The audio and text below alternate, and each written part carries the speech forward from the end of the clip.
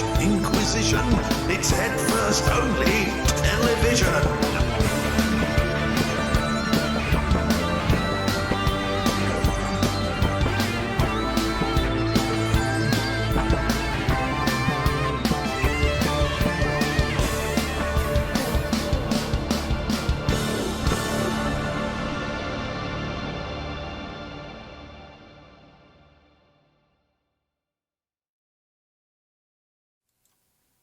Good evening, good evening, good evening, and welcome to Riako. Hello to you too. It's a Thursday evening. It's September. Where on earth is the year going? I don't know. Welcome to the regular HFO Thursday night Twitch live stream. This one is kind of just generally, well, this is kind of what I'm doing this week, type stuff, and I've got a very creaky chair. I tightened all the Allen key nuts up with it, and it hasn't helped. So I will be squeaking a lot this evening. Riako says, how's it going? Yeah, okay.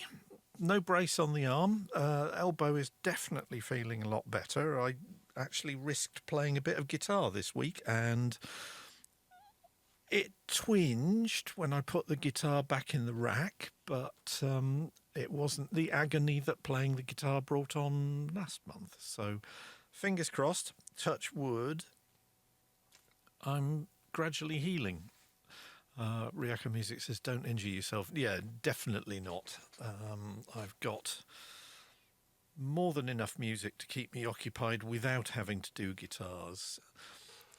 Array of Emotions, good evening. He says, hello, I am here too, and I have tea. I have somewhere my traditional large flask of orange and lemon and pineapple juice. So cheers. So, good Lord. Housekeeping first. Let's get this out of the way. Welcome to my show and channel and whatever else you want to call it on Twitch. Riako says, I've got jasmine tea. Everybody's drinking tea. I should drink tea. Actually, I try to avoid caffeine after 6 o'clock at night because otherwise I just will not sleep. If you're watching on Twitch, then hello. Thanks for following me. If you're already following me, if you're not, then please follow me because it all helps in my relentless slog towards achieving affiliate status on Twitch. To which end, thank you very much to Lane 5 King who followed me this week. Hello, Wobby's brother. Yes. If you're watching this on YouTube, then again, thank you for following me. Please subscribe. Please click the little like button. Please click the little bell icon to find out when another one of these goes online. I'm putting a couple of shows on YouTube, which are basically edited down versions of the Twitch streams every week. And my follow account or subscribe account on YouTube is growing. And I must be doing something right because I'm now getting comment spam.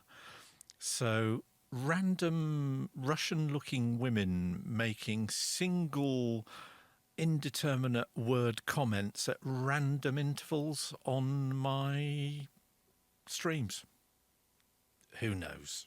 But yeah, anything like that kind of gets deleted pretty quickly. So save your time, go somewhere else. Right, what else?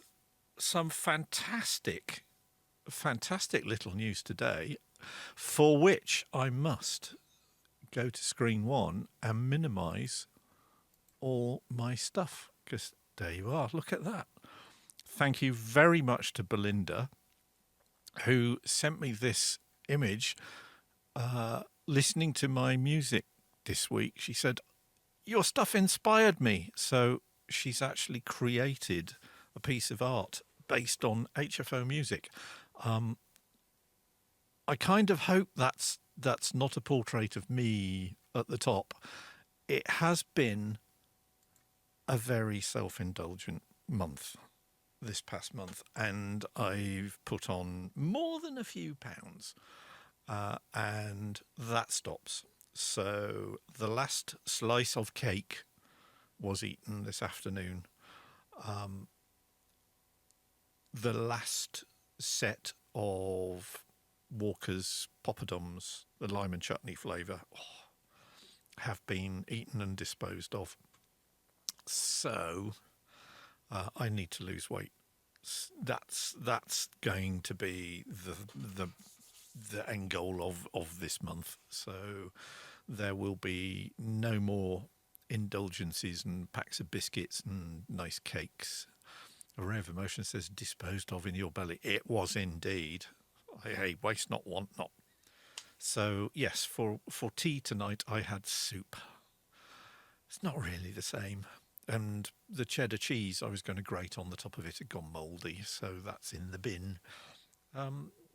So yes, diet time awaits. In other news, it's Friday tomorrow. And not only is it Friday tomorrow, it is Bandcamp Friday. So on the first Friday of every month, the lovely people at Bandcamp waive their transaction fees for all their artists, which is kind of, I think it's about 10%. So it's the day when, if you want to support an artist on Bandcamp by buying their stuff, you will ensure that they get more of your music or more of your money for their music than you would on any other day of the month. Sadly, PayPal still take their cut because PayPal, but we can't have everything. But should you be considering strolling over to Bandcamp tomorrow to support your friendly neighbourhood struggling artist, I just, throw it out there that headfirstonly.bandcamp.com is a thing. And aside from the single that I wrote to commemorate being 60 last month, I also have quite a large discography on there. All right, some of these are singles, some of these are EPs, but there is more than one album on there. In fact, I think there's about 5 or 6 now. So just saying, if you fancy some new music, then headfirstonly.bandcamp.com could be somewhere worth looking at. Hustle, Chris, hustle, says Mel. There's lots of disparaging comments at Array of Emotions saying Array of Emotions is one to talk. He ate 2 bags of M&Ms. Good Lord. Oh, I miss chocolate. I miss M&Ms. Anyway, in other news, lots of software updates happening this week. I do my usual thing before I stream of going through all my very different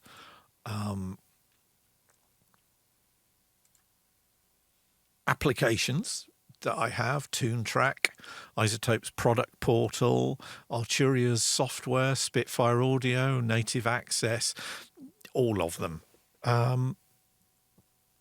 De French Doge, good evening. What's up indeed?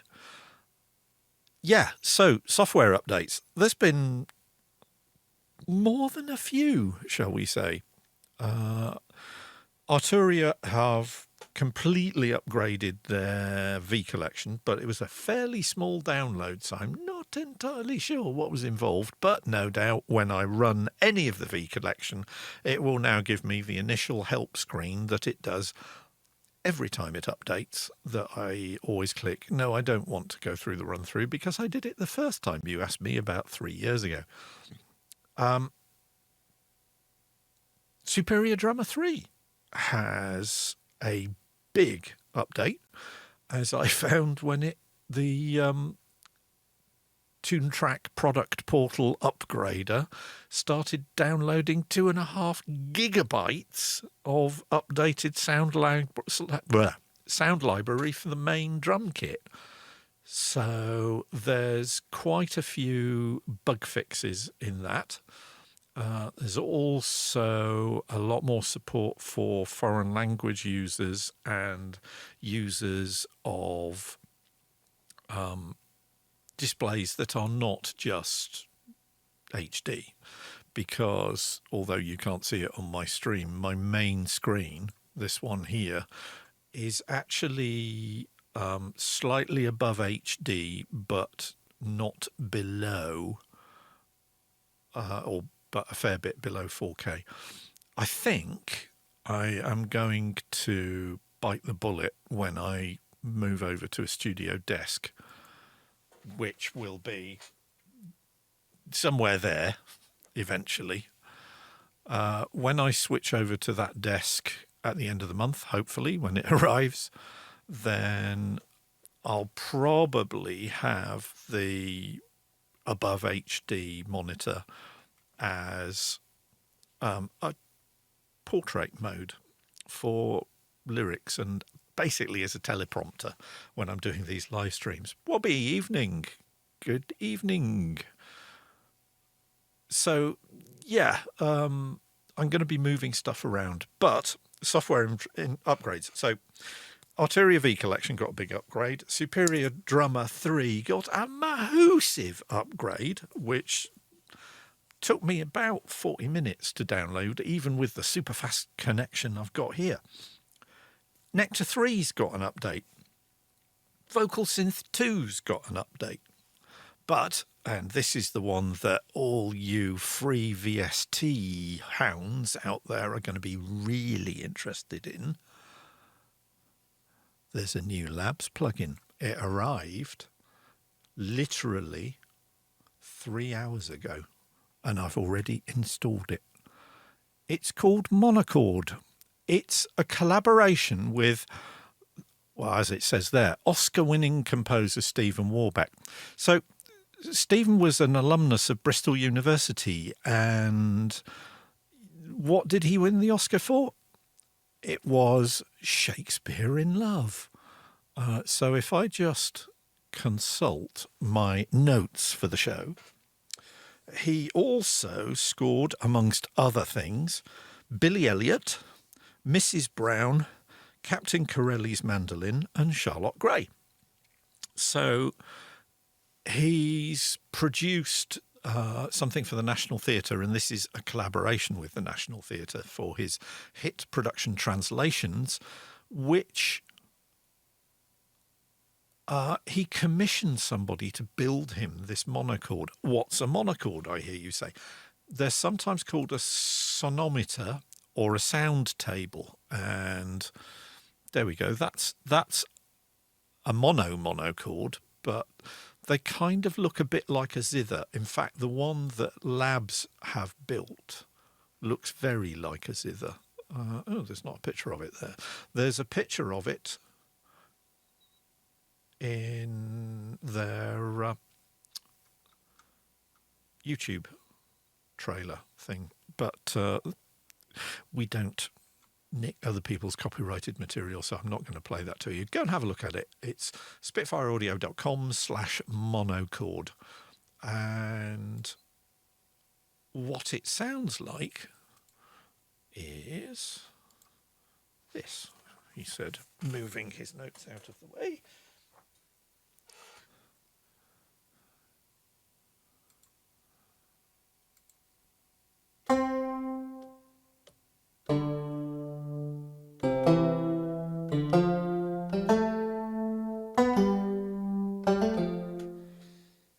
So it's a bit like a, zithery, third man, cymbalom, that kind of stuff. But wait, there's more. It does various other playing styles. In fact, there's a whole bunch of playing styles for them. So, well, let's go for Fever Dream, because you know what Spitfire's Labs crew are like. It will be weird.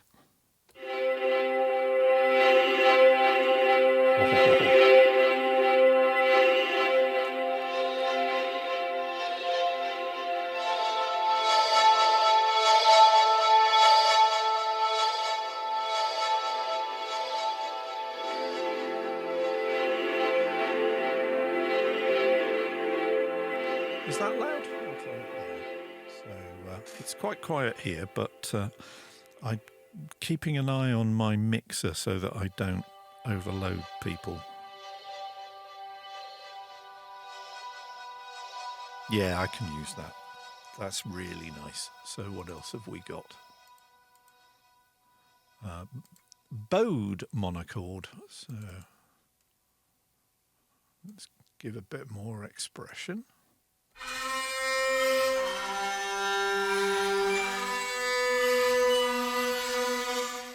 That's very wobbly.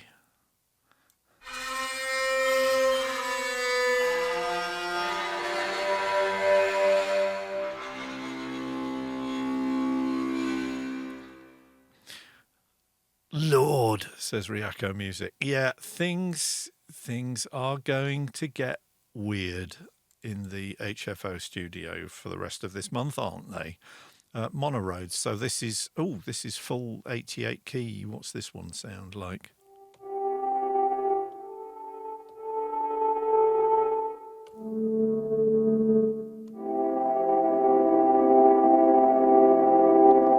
It's sort of, yeah, weirdly glitchy. I rather like that. But I mean, I like all of these. Paddle detuned. As if the Labs ones weren't detuned enough.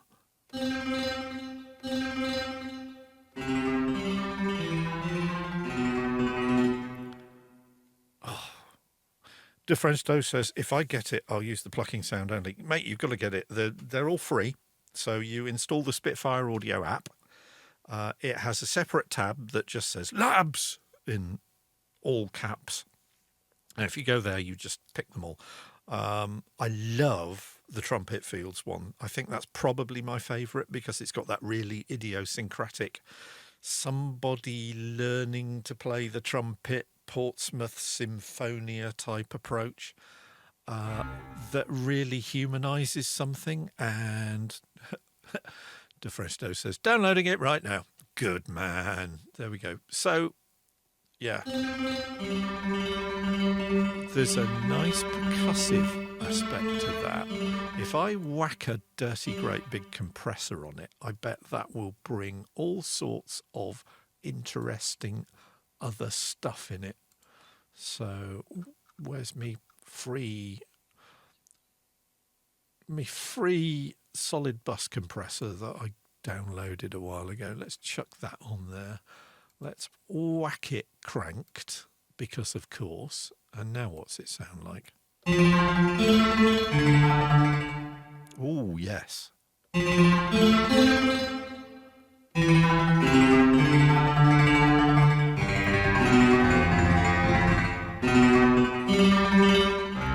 Ryako Music says to DeFresto, Labs is heavy on the CPU, just a heads up. DeFresto says, not as heavy as Odin 2 and Loki bass, but thanks for the heads up. This one is actually not pushing things too much. If you can see up there in the corner, my CPU meter is just ticking over at the 4-5% mark. So I can live with that. Right, what else we got? Plucks we've seen. Seasick. Where's Steve?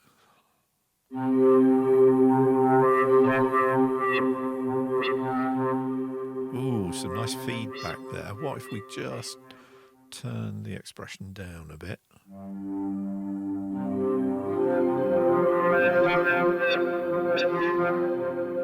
Again, I love evolving sounds. They're great for sound design. They're great for establishing an atmosphere.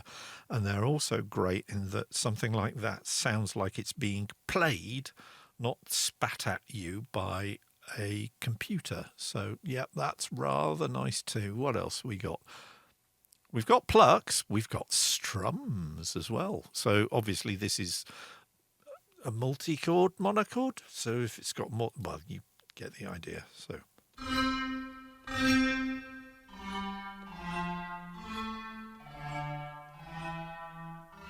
yeah, I like that. That's not so bad either. What else have we got? Strums detuned. Oh dear.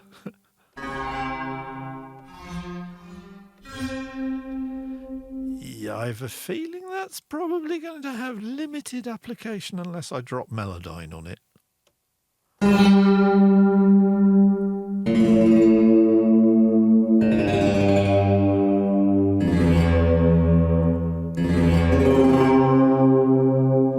But drop some processing on that, throw it into Paul Stretch. There's a lot of really nice texture in there that's going to come out with a bit of granular sound stretching going on, isn't it? And then, I mean, who can resist a patch that's called Thick Fog? Again, it's full 88 keys. What's this sound like?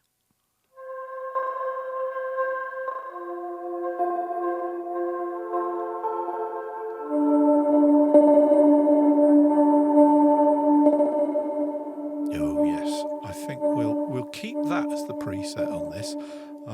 This is track 39 that I'm doing for 5090 this year. I've kind of just started it at tea time.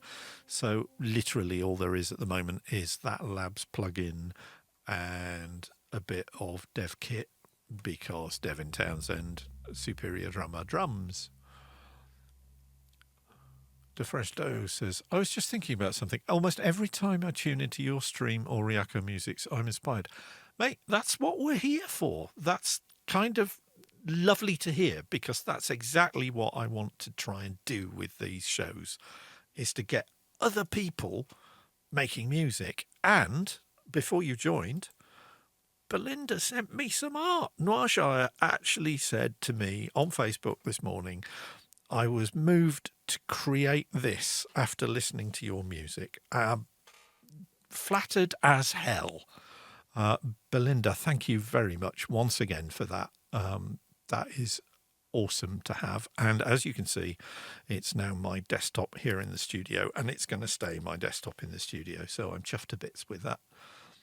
So, yes, that's what I've just been doing. But as you can see, 39, I've been kind of busy with the 5090 stuff. So let me just save that before I forget. And so we won't go through the stuff that I did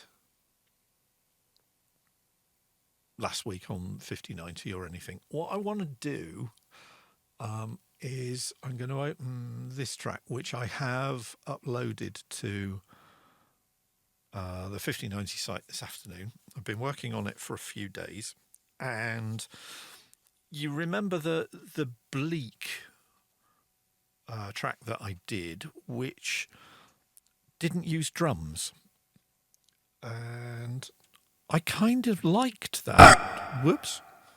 That was not me, even though I have had onion soup for tea. That was live spitting out the last tranche of vocals from this track. Live does weird things controller-wise somehow. Not entirely sure why. So what we've got here, and that's running a bit hot because I can see my level meters going over the top. Let's just change that a bit. So I'm going to turn you guys up a bit because you're quite quiet, but I'm going to turn that down. That looks better. Okay. Still hear me okay? Not distorting, not too hot. Sound design. When one goes like this, the way you hear the sound decay can be used in a certain piece of software called a convolution reverb, because you can record that initial clap of noise. The way that clap dies away in the recording that you make of yourself clapping in said space can be used as something called an impulse response in a convolution reverb. And what the convolution reverb does is it backward engineers the recording of that initial burst of noise and how it dies away. And it says, okay, you are in this room, and it builds the sonic qualities of that room so that when you then throw any other sound into the convolution reverb, that sound will decay as if it was in the space where you recorded the impulse response. Now, there are many, many impulse responses out there. So, for instance, I've got a few Waves plugins, and one of the Waves plugins that I've got is their convolution reverb, which is, it's okay. You know, Waves are good stuff. The thing is, the Waves convolution reverb cuts any impulse response to 9 seconds. In other words, the maximum delay in a genuine room that you can use with the Waves convolution reverb is 9 seconds. Riako Music says, where can I get this reverb? Mel, you use Ableton, so you probably already have it, because what you do, go and look in Max for Live, Max Audio. Well, in fact, you can do it two ways. Either look in Max Audio Effect and select Convolution Reverb Pro, or download the Max for Live Essentials pack by Max for Cats, because in there's Max Audio Effect, Convolution Reverb Pro, and you get a bucket load of impulse responses from it. You get a collection. They're all arranged, so you get some nice spring reverbs. In fact, you get a whole bunch of spring reverbs. So the Farfisa organ, you know, the cheesy surf music organ of the 60s, had a built-in spring reverb. They modelled it. There are a bunch of real places. However, I'm a nerd, and I read Trevor Cox's book, which I've talked about on this program beforehand. Go and get a copy from Amazon or your favourite local independent bookshop, or if you live in the UK, go to hive.co.uk, and they will even support a local business for you by making a payment, which is lovely, which is why I buy most of my books from Hive now. Hive.co.uk, brilliant people. Trevor Cox wrote a book. He's professor of physics at, I think it's University of Manchester. Wrote a brilliant book about sound. It's called Sonic Wonderland. And Trevor has visited a number of very, very, very interesting sonic spaces around the planet.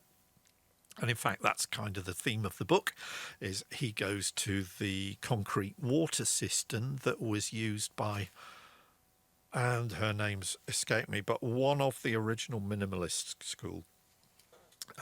She recorded pieces of music in this circular concrete cistern and got amazing reverb from them. But somebody tipped Trevor off that the Ministry of Defence's disused diesel oil storage facility at Inchindown up in Rossshire had been decommissioned, and they'd taken all the diesel oil out of it. Now, this tank is bigger than a football field. It's enormous, and it's made with concrete. And it spent the last 40-odd years full of diesel. And the thing about diesel is it tends to soak in and make a mess of things. So the concrete that this now empty tank was made of is completely impregnated with diesel oil. And why is this interesting to a professor of physics? Well, it turns out, he said, trying to find exactly where he stored the impulse response so I can actually play it to you. It turns out that diesel-soaked concrete becomes acoustically massively reflective. In fact, it becomes so massively reflective that the reverberation time inside the tank was rather long. In fact, it was more than rather long. It broke the longest reverberation time that's in the Guinness Book of Records by 600%. A Ray of Emotion says concrete in general is insanely reflective anyway, right? Yeah. Basically, the only thing better than concrete is marble. Now, you notice he said, as if by magic, that I have highlighted an impulse response here from the Hamilton Mausoleum, which, strangely enough, is also in Ross-shire. And somebody basically fired a starting pistol inside the Hamilton Mausoleum, and this is what it sounds like.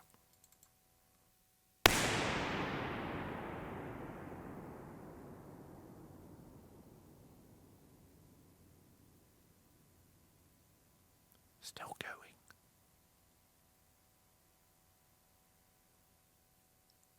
There we go.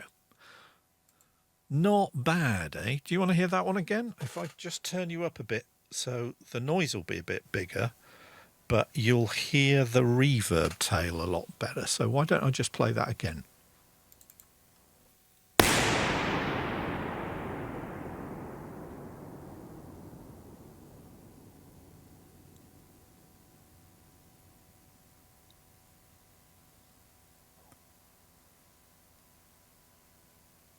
Oh, I am a reverb fanboy, and that just pushes all my buttons. So up until these people got in touch with Trevor Cox, the Hamilton Mausoleum was in the Guinness Book of Record as the most reverberant space in the real physical world. Not anymore. Have a listen to this.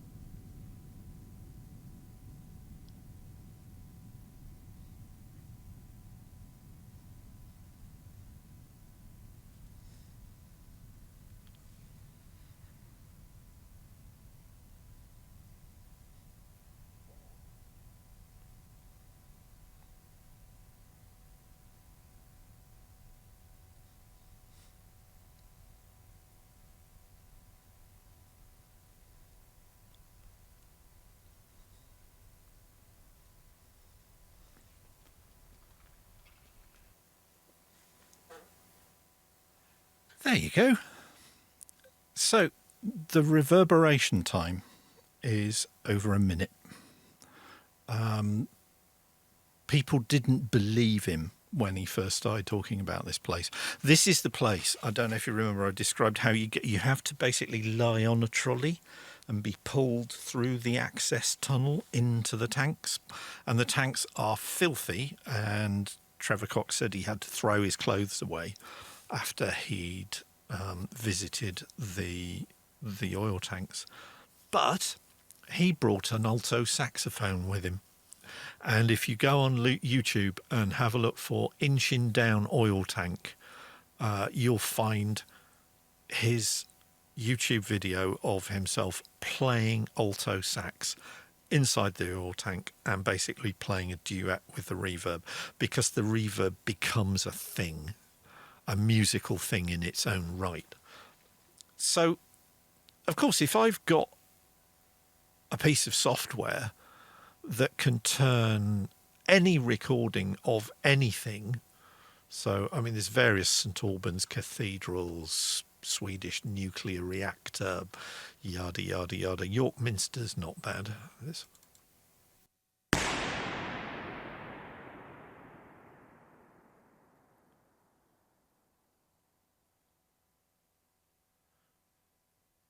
Yeah, it's nice, but that's less than 10 seconds.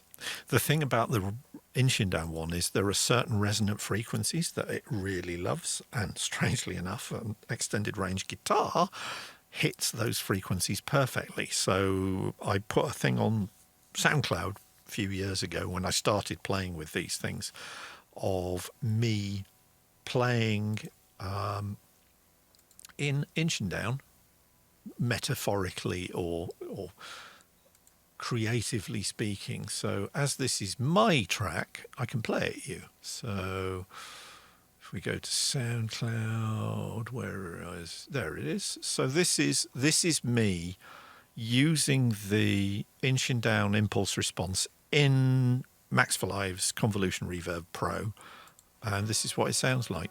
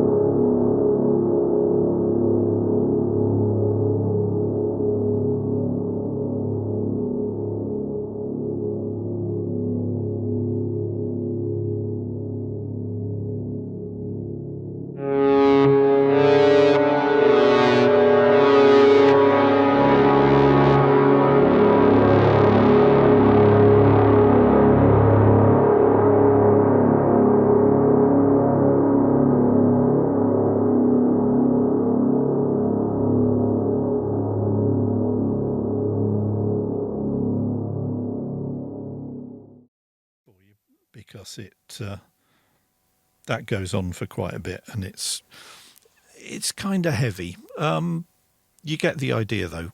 There are some really interesting sort of low mid echoes that build up in it that just really ring. So we don't need that anymore, do we? So I thought to myself, all right, let's throw some synths at it, and in terms of coming up with vocals, I then ended up reading a bit of William Blake, but we'll mute the vocals on this playthrough. So I'm using that same processor, just Convolution Reverb Pro, with a bit of compression going into it, and a whole bunch of different synths. So we've got Pigments, which is Arturia's sort of hybrid synthesizer, which is really nice. I love it. We've got Arturia's emulation of the Synclavier, beloved of Frank Zappa. For the bass line, I've got Arturia's emulation of the Casio CZ101. Then, because when you're playing with loads and loads of reverb, you automatically turn into Vangelis.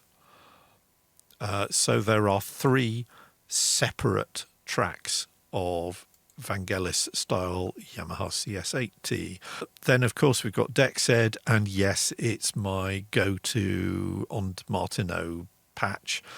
Bit of Fairlight and a bit of Flow Motion, which is a FM synthesis stuff. So all the software synths, and this is what I put together a couple of days ago, and the whole thing, all those synths are being dropped into the Max for Live Convolution Reverb Pro, which is playing the inching down oil tank, so the reverb on it is well over a minute long, but I tamed it right down so it doesn't tromp over the music, and this is what it sounds like.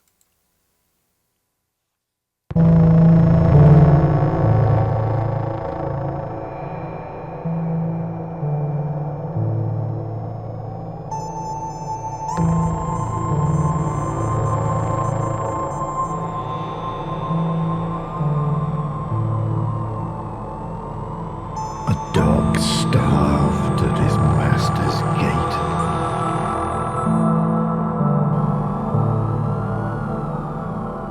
Predicts the ruin of the state.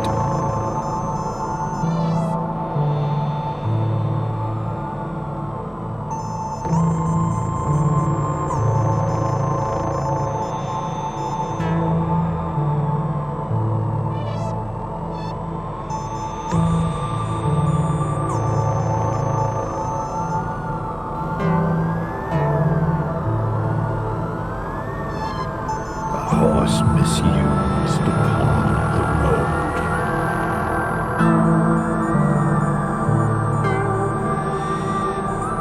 Calls to heaven for human blood.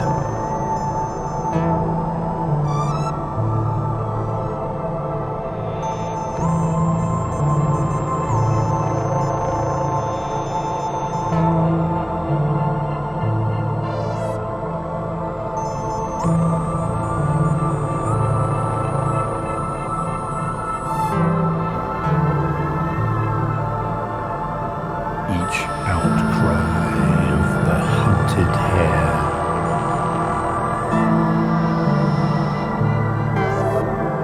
a fiber from the brain does tear.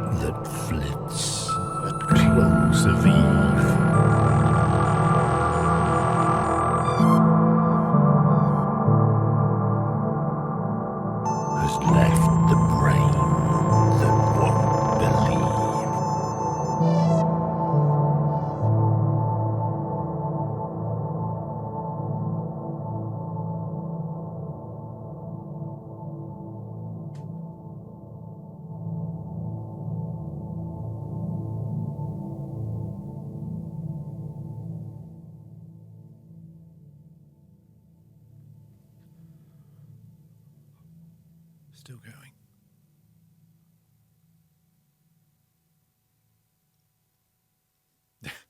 Array of Emotions says, and now the track keeps going for another 10 minutes.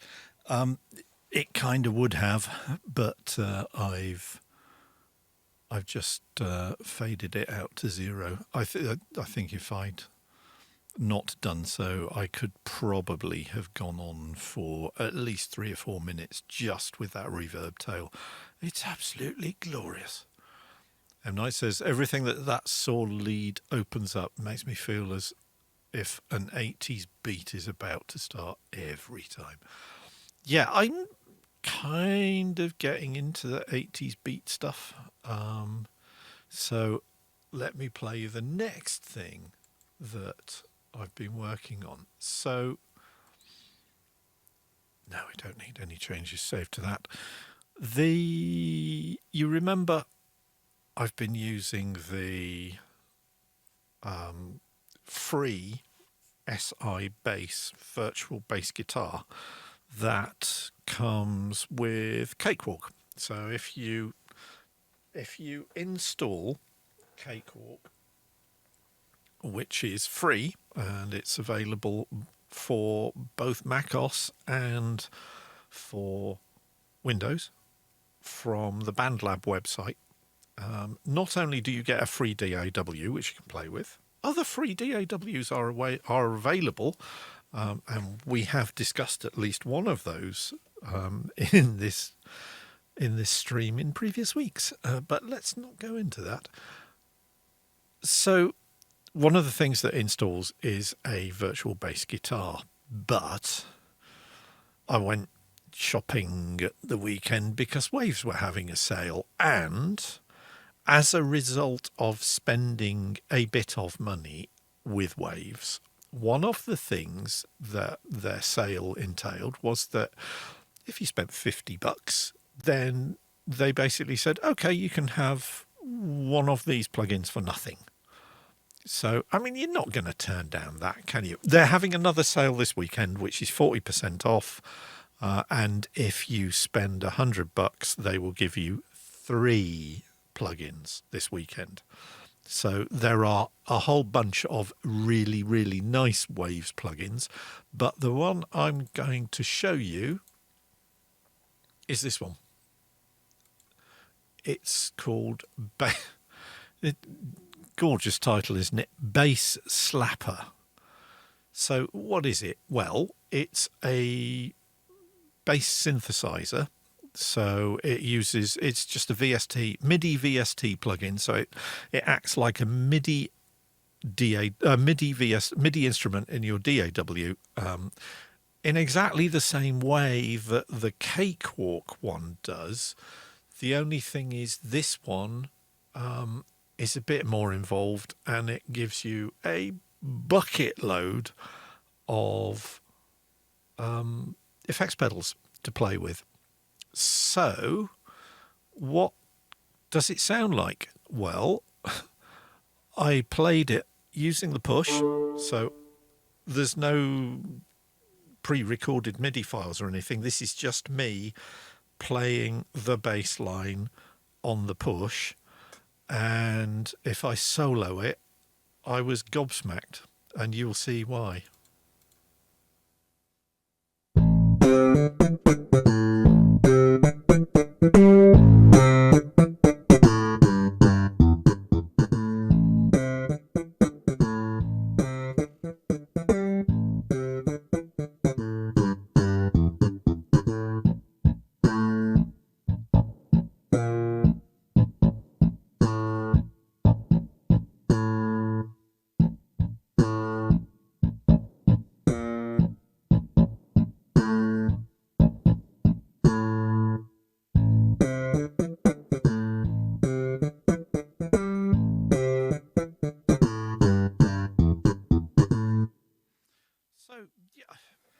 I've got level problems again, so I'm going to have to turn Ableton down because I turned it up. And yes. So, yeah, this is a JD Roadie 2A Supernatural as played by Mark King in level 42. And I spent years teaching myself how to play slap bass, and then that. So let me just adjust levels somewhat. Bear with me a second. So that's at a fairly decent level. What's this? I'll play you this now with everything in it so you can hear what it sounds like. And I'll probably deafen you, for which I apologise, but I'll tweak the levels as we go. So bear with me.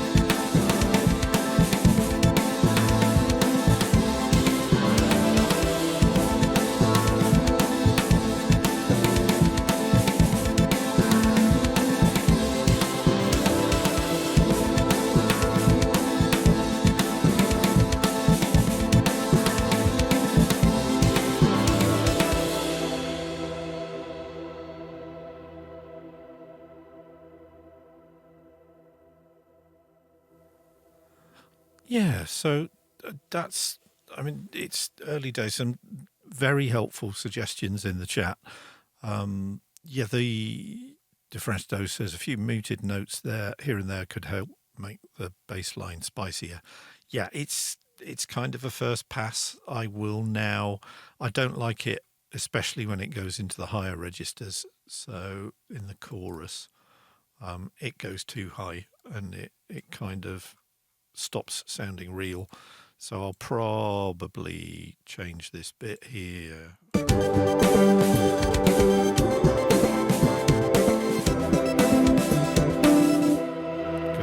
that's kind of not working for me. But I've put in a few nice little embellishments so that the end of the chorus, there's this bit at the end I quite liked, he said modestly.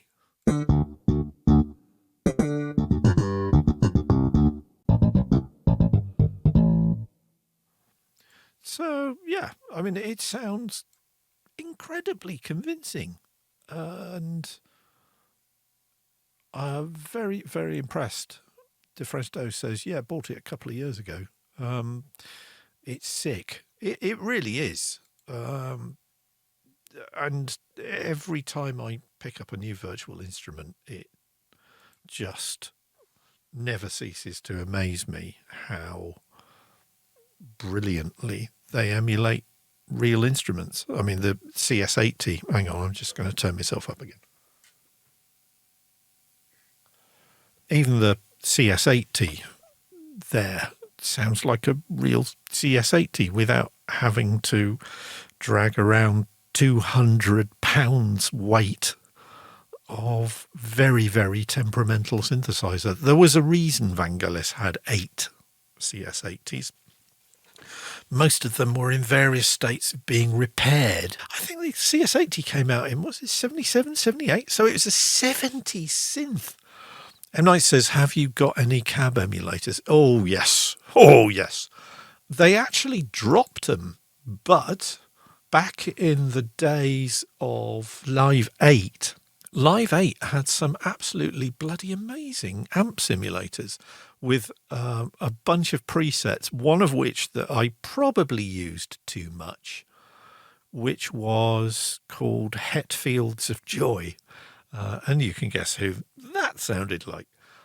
But yeah, audio amps, basically in Ableton, you have a whole bunch of amps. You have a whole bunch of different crunchy stacks. I also have cabinet, so you can then play what you're listening to out of a 4x12 cab. You just drop the 4x12 in. We'll have near on axis, we'll use a condenser mic, we'll do it mono, and I'll mute it so far and then I'll drop it in. You'll hear the difference.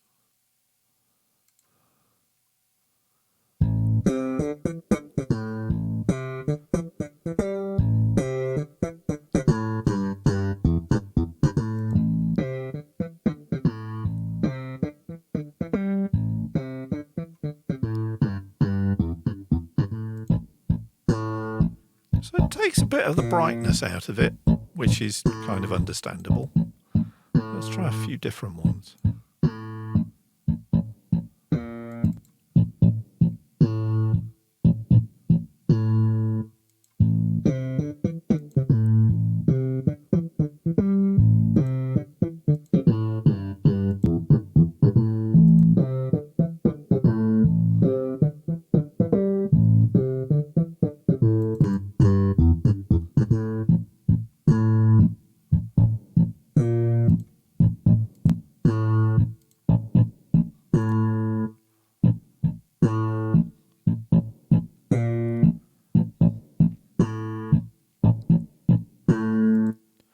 Which is, yeah, it's not bad. And there are a lot of different amp and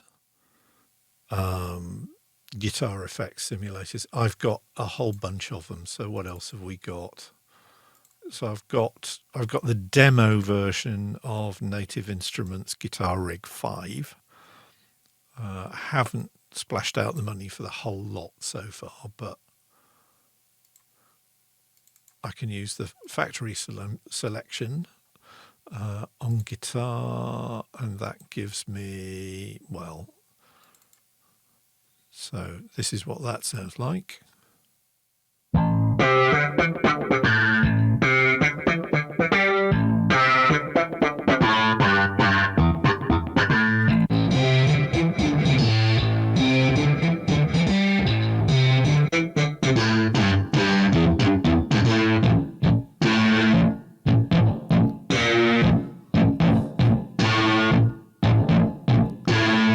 It's entirely Bootsy, isn't it? He's been a hero of mine for donkey's years. The guy's brilliant, and his Facebook feed as well is hilarious. Just a legend of bass guitar. So that's Guitar Rig 5, which I'll probably eventually push the button and get the whole lot. What else? I've got a couple of others on here, I think. What else have we got? I mean, to be honest, these days I kind of use all the stuff on the floor here for my guitar sound, so I don't tend to use very much in the way of guitar effects. There you go, a whole bunch of stomp boxes and various amp models. So we don't need that. It's added them, of course, hasn't it, to the track that I want, which is. So for a bass guitar, what do we want? We want.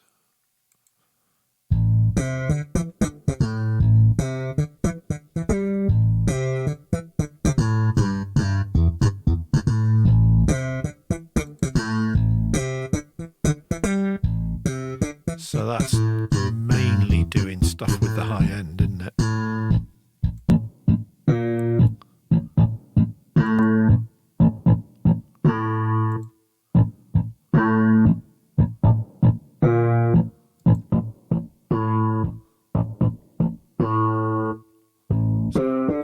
They all kind of take the top off.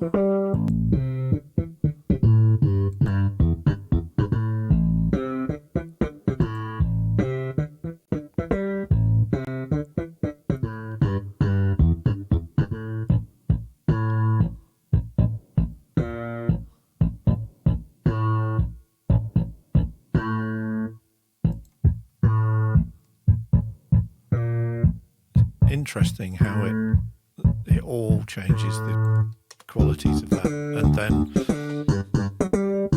so there's just what's this? It's probably the Mondo modulator. Yeah, it is, which is just a very, very, very, very fancy chorus, but.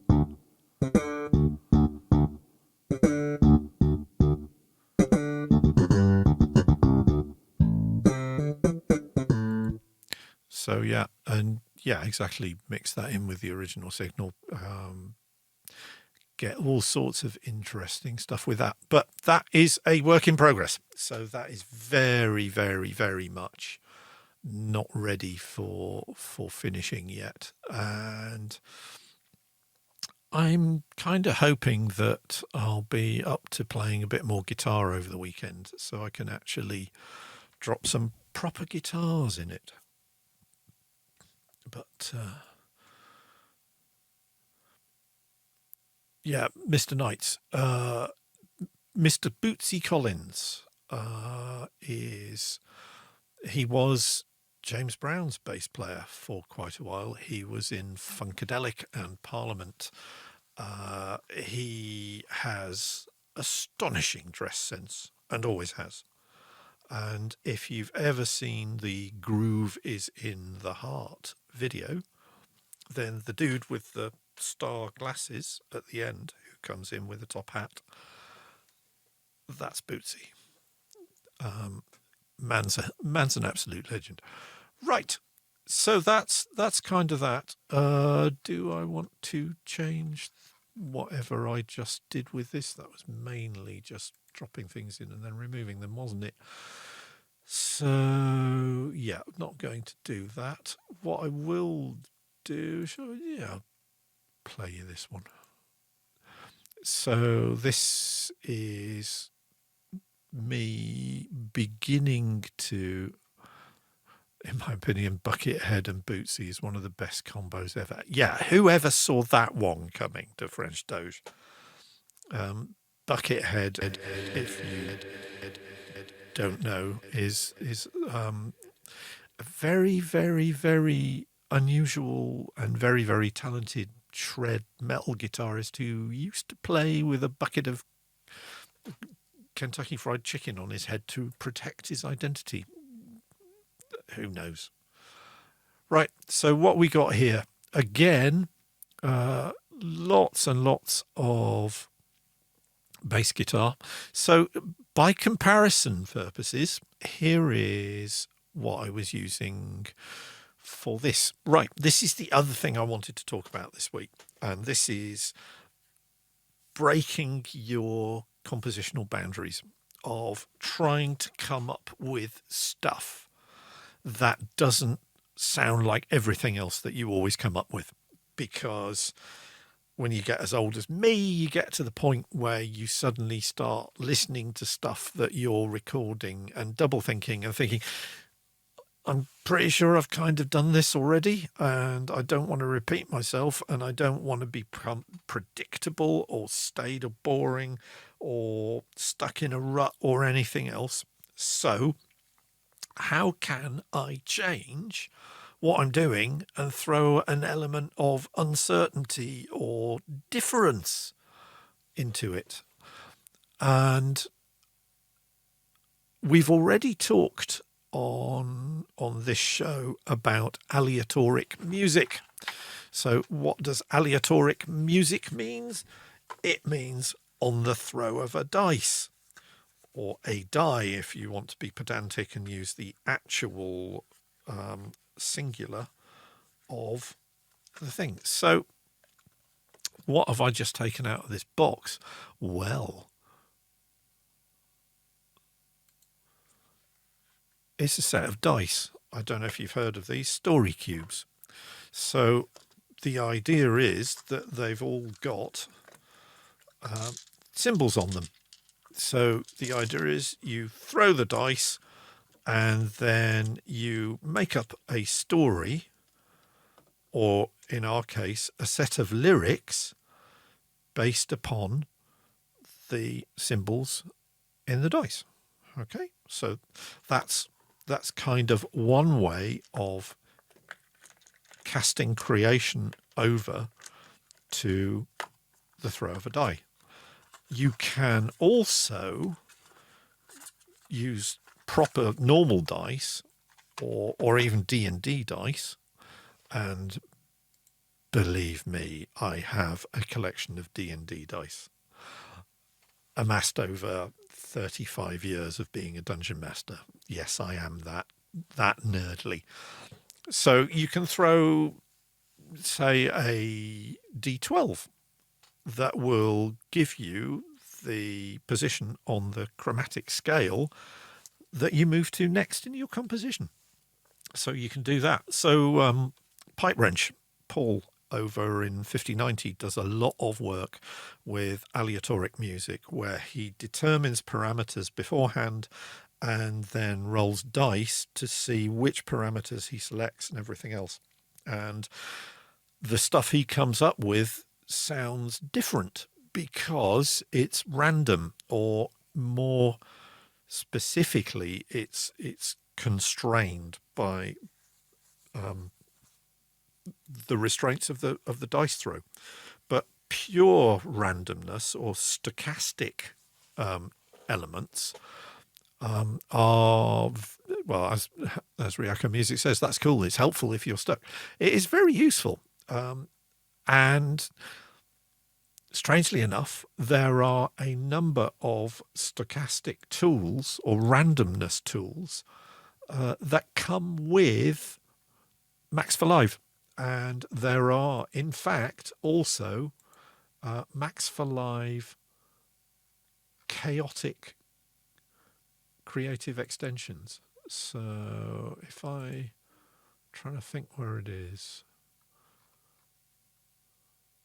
So as you can see, I have very many of the Max for Live and expansion packs that you can download from Ableton's website. If you've got Live and you haven't availed yourself of the ridiculous number of free packs that you can download from Ableton's website, then do yourself a favor and get them all. So there is a probability pack that you can download for free from Ableton's website, which uses a bunch of Max for Live tools. Now, Max for Live starts automatically when you start Ableton 10 up. You have to run it in earlier versions of Live, but it was developed by Ableton's partners Cycling 74, and Max for Live is effectively a programming language, and it lets you, if you know what you're doing, create add-ins for Ableton that can process MIDI signals, that can act as audio effects, or that can do a whole bunch of other stuff. M9 says, I had to program a VST in the Max MSP for uni. That is that is a skill that I would love to have. But there just aren't enough hours in the day anymore to do stuff. But the probability pack by Sonic Faction, there's a bunch of drums with really strange noises built into them. There's a bunch of samples, but there are a bunch of compositional tools. And the one that I've been playing with this week is called Dr. Chaos. And it's this blue thing at the bottom here. And you can't see that. So why don't I just touch my screen? So, okay, it's this blue thing at the bottom. What is it?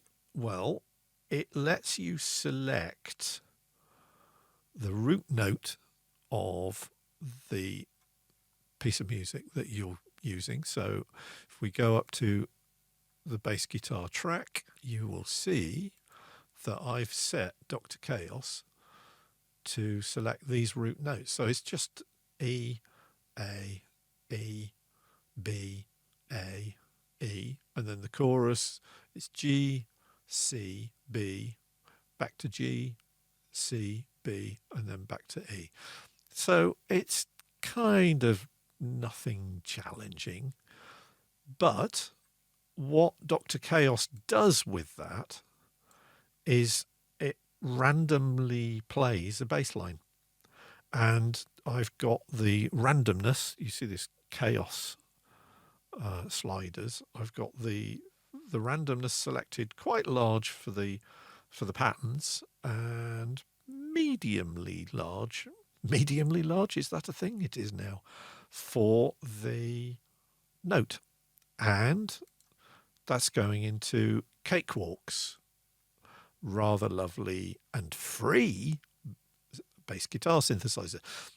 I owe Cakewalk an apology, in fact, because in previous streams, I've said that you only got the one guitar with the Cakewalk plugin.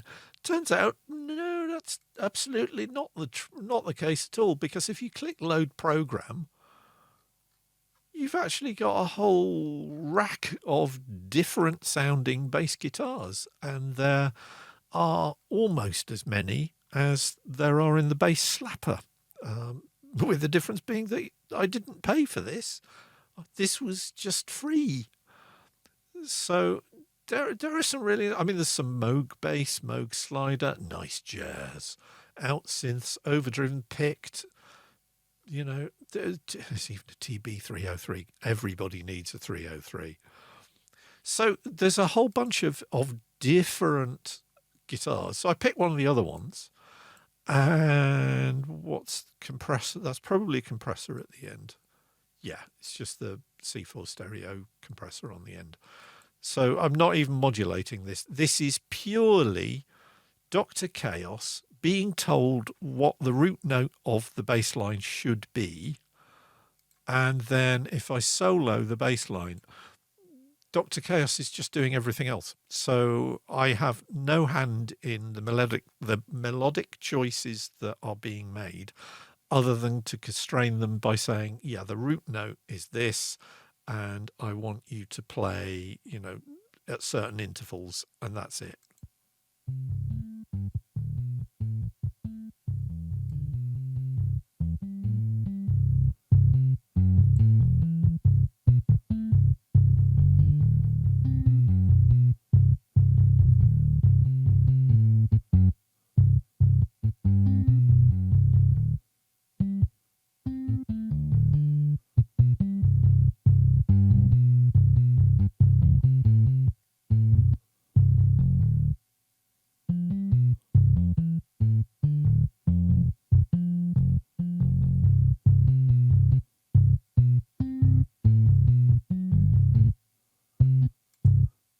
So it sounds vaguely like Jacko, I think, but it's doing that entirely randomly, and I would guess, being stochastic, that it may even do it entirely randomly differently next time.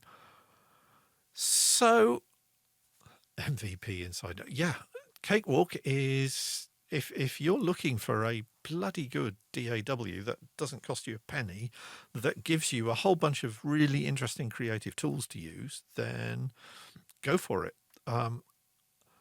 We've already covered waveform by traction. We will not be speaking of waveform by traction any further, or traction by waveform. However, I also noticed this week that Presonus have a demo version of Studio 5 called Studio 5 Live that is free. So my project for the coming week is that I will be getting myself a copy of Presonus Studio 5 Live and installing it on this machine, and we'll see what we get as a result of installing that, shall we? Should be interesting, actually. So that will now be, 4 DAWs that I'll have installed on this machine, and Ableton is my first love and always will be, and I will be continuing as a very, very happy and very, very committed Ableton Live user for the foreseeable future. As an aside, squirrel, because that's what this show's about, I was updating my About Music page. Did I mention I have an About Music page on my website? Did I mention I have a website? Let's just go over to it, shall we? So it's at IDNet. So it's and this is weird because it's IDNet, who are a UK ISP. URL's the wrong way around. So my website is headfirst, HEADFIRST www.idnet.com. And this page, if I just slide out of the way, is my music page. So this has all the information about why I'm the obsessive music nerd that I am. So yes, I do listen to albums that are recorded in 24 bits at 96 kilohertz sampling, and yes, that is me on the left on the stage at the now demolished, sadly, Square in Harlow. The lead singer there with the very fitting Baker foil trousers is Rick Blaxill, who went on to be the producer on Top of the Pops. And yes, I had hair and no beard and some implausibly red Rohan trousers. And yes, that was more years ago than I care to admit. Loads and loads of stuff about my various guitars and a whole bunch of other stuff. So yeah, that's kind of what the floor in here looks like. So these are some of the pedals I use. I've actually retired a few.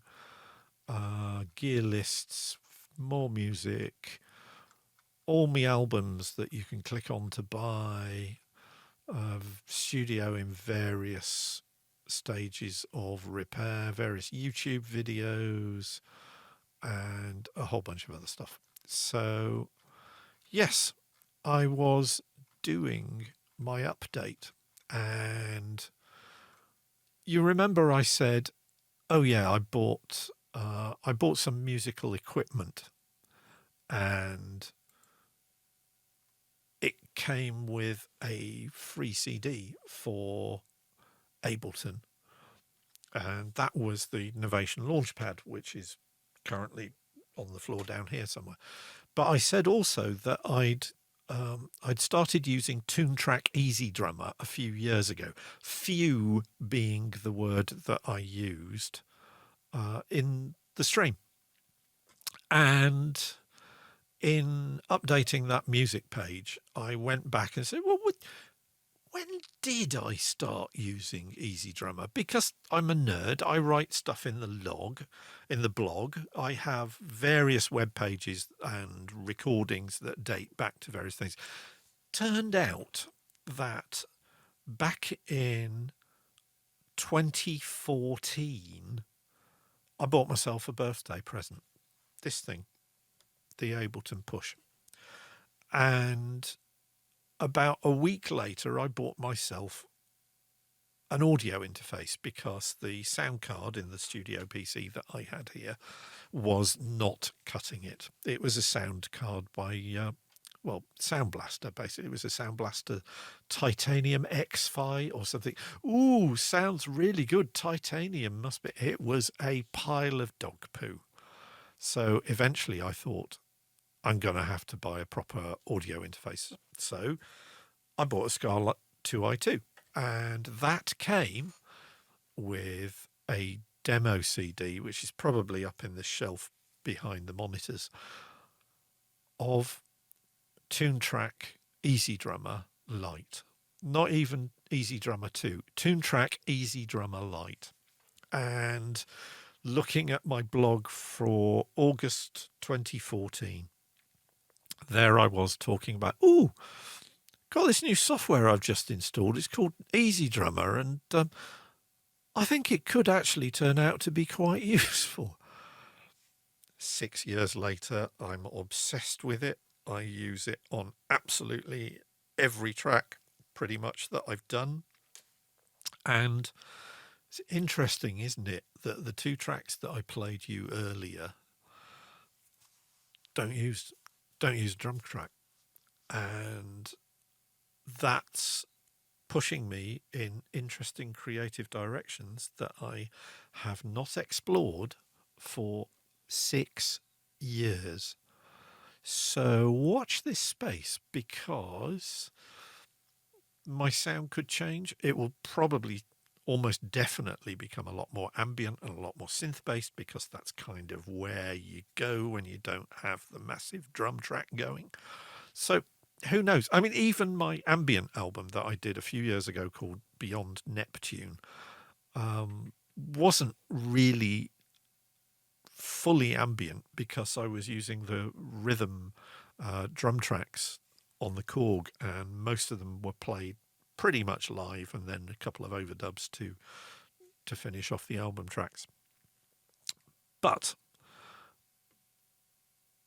as a result of all this, I've been thinking, well, okay, bassline was quite interesting, randomized.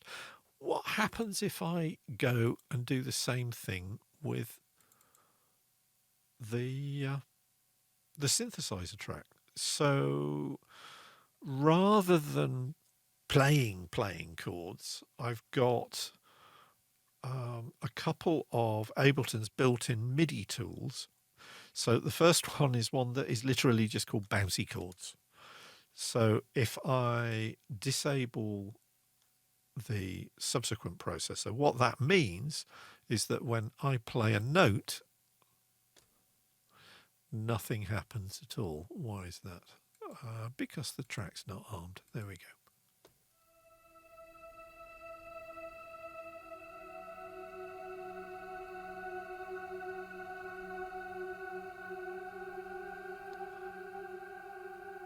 So that's the wrong track. Bear with me a second. I'm losing it this evening. Here we go.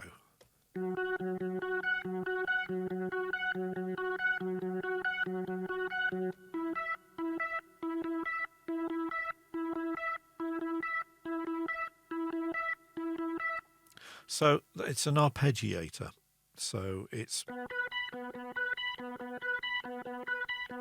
playing one note, but it's arpeggiating it. So it's playing one note at a time, but it's moving it around the keyboard.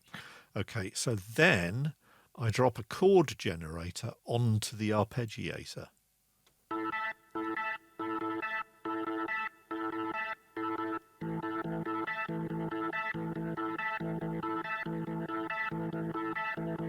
So again, why make life hard for yourself if you can just push one button and it's going to play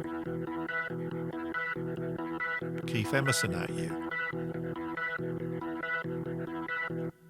So that, together with the bass line and the drums, gave me a rhythm section that was nothing really like I normally play.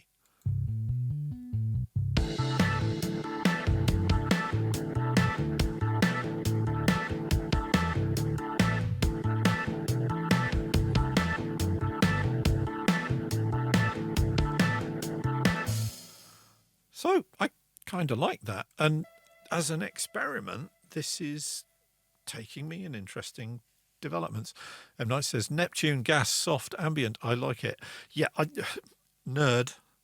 So Beyond Neptune was a concept album, and it started basically because I got obsessed with the names that the International Astronomical Union select for trans-Neptunian objects. In other words, bits of the solar system that exist out there beyond Pluto or beyond Neptune. Pluto and Styx and Hydra and all the other parts of the Pluto system are just some of the largest trans-Neptunian objects, or TNOs. Beyond Neptune, shit gets weird. TNOs are some of the most bizarre objects in the solar system. There is a TNO called Haumea that spins so rapidly that its diameter from one side of the other as it rotates is almost twice the distance from pole to pole. It's a flat lozenge, almost like an M&M, but 1,000 miles across. So, of course, me being me, I did an entire album, each one on a different trans-Neptunian object. So check it out. I mean, it's on my Bandcamp page. There are, needless to say, profuse sleeve notes about where I was coming from, but also on the physical properties of the different TNOs themselves as well. Bobby says, Flat Earth! The Flat Earth Society that I'm a member of has nothing to do with astronomy. It is Thomas Dolby's online fan club. So Thomas has been a huge influence because synthesizers for many years. Right. So yeah, that's me groove, and I actually played a bit of guitar. All right, I'm going to put my hands up here and say I was very rusty, but effects processing, particularly a decent amount of Moore Ocean Machine reverb, can hide a multitude of sins. And what we ended up with was this.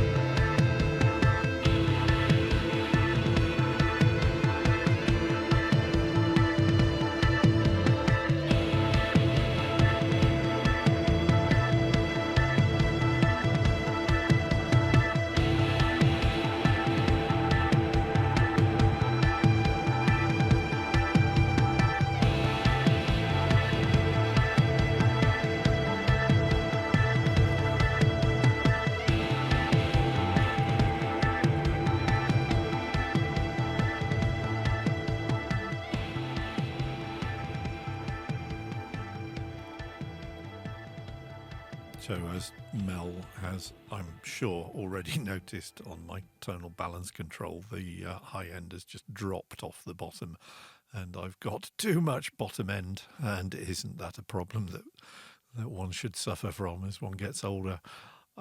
Yeah, so it's the toms that basically throw the tonal balance of that out of the mix, but I've tempered the low end and tried to push the high with the equalizer in ozone, but even so it still sounds a bit weird. So some very nice of people to say that I don't sound rusty. I was using one of my secret weapons, which I've had for many years. This was a thing I've wanted since I first heard about them, which would have been in the 70s. There we go. Ever seen one of those before? Those little suckers. Basically, most of this is battery. So if I pop it open, if I can remember how to open it, of course. There we go. It's basically a PP9 battery. It's a PP9 battery and a magnet. Yes, Array of Emotions has got it. It's an EBO. So basically you turn it on, there's a little slidey switch, and it lights up with a nice blue LED. And there are two modes. So the first mode, it basically energizes the fundamental node of the string. But with the other switch, it energizes a harmonic mode of the string, which means that rather than getting the fundamental note sounding, it will sound the first harmonic or the second harmonic or the third harmonic, depending on whereabouts on the string you hold it. Famously, Robert Fripp gets the EBO sound but has never used one. But Array of Emotion says, to me, EBO will forever equate to Opeth's Black Water Park. Stunningly good album and a stunningly good band live, I have to say, as well. I hope I get to see them. I hope they tour again, because they're an astonishing band. So yeah, there's a whole raft of EBO. Basically that bottom track there is just EBO from start to finish. Did I process it? Yeah, we're back to filter delay. No, that's actually an echo, isn't it? Groove echo. So three beats to the bar on the right channel, 5 on the left. So you get syncopation with the repeats, and then drowning it in 44% wet reverb from Ableton's own plugin Cathedral Reverb. And at the same time, that would have been going through the Moore Ocean machine, which I have on the floor here, which is 2 echoes and a reverb in one pedal. And oh no, you can't see it on that view. That's a shame. Yeah, there you are. It's that thing there with the nice flashy coloured blinky lights. That's my Moore Ocean machine. It's a glorious piece of kit, designed by Moore for Mr. Devon Townsend, because when he was doing the Casualties of Cool album, which is basically him with a Telecaster, he wanted to get the sound that the Casualties of Cool album has, but just in a pedal rather than a massive rack of Fractal Systems Axifex 3s, of which he has more than one. And all sorts of processors and stuff like that. He's just Moore made him a box that sits on the floor and flashes and blinks at you. So that's what I used on the EBO.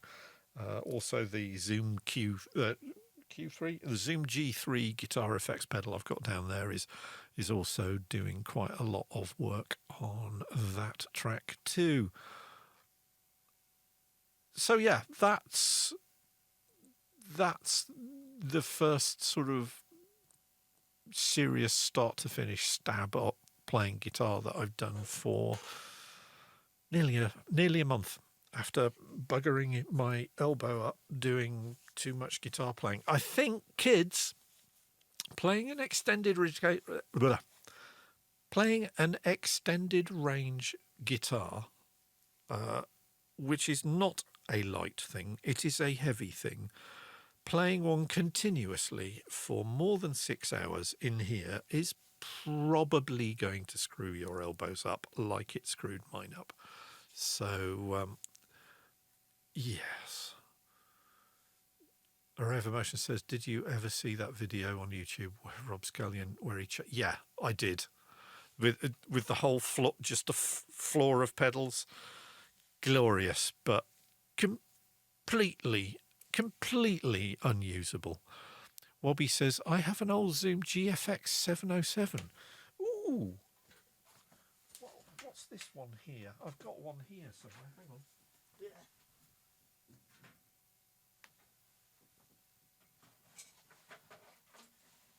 What's this one? I bought this one. I bought this off a colleague at work. Oh, this is... So that's a Zoom 4040. And it's very, very noisy. But I still use it occasionally. It's... You'd never believe so from the amount of dust on it. But, yeah, I bought this off a colleague, and I think he'd bought it second-hand. But it's got, like, a volume pedal and a wah-wah pedal. And you can chain lots of different effects together and sound like all your guitar heroes, basically. So that got replaced by the G3, which again is... M. Night says, that looks older than me. It may well be. It's at least... Oh, good Lord, it's at least 20 years old. Array of Emotion says the wah is for all your Metallica solos. Yeah, it's funny you should say that, because the Zoom 3, you buy an expression pedal that plugs into it, and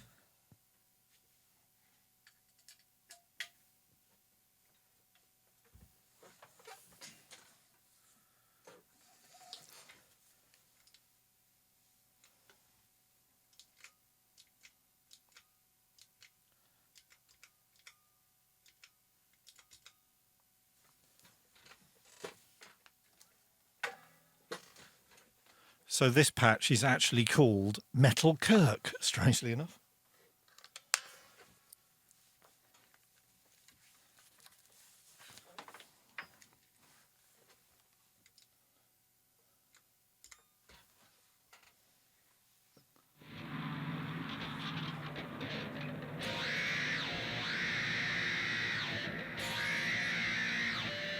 Right, I can hear that, but not a lot.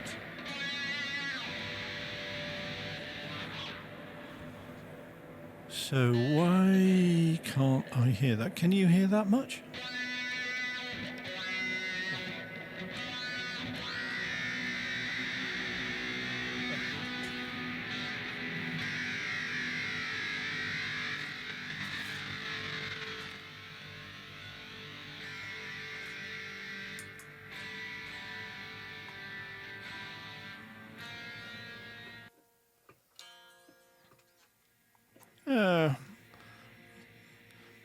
Yeah, I think something...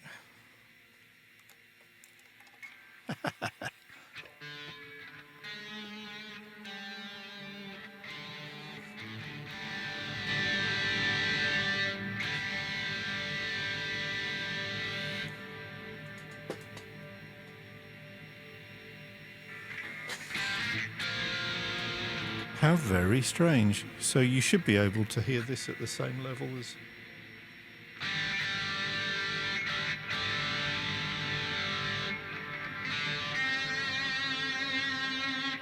But, I mean, as is no doubt obvious, there is a wah on that. The better ones are the Steve Vai ones.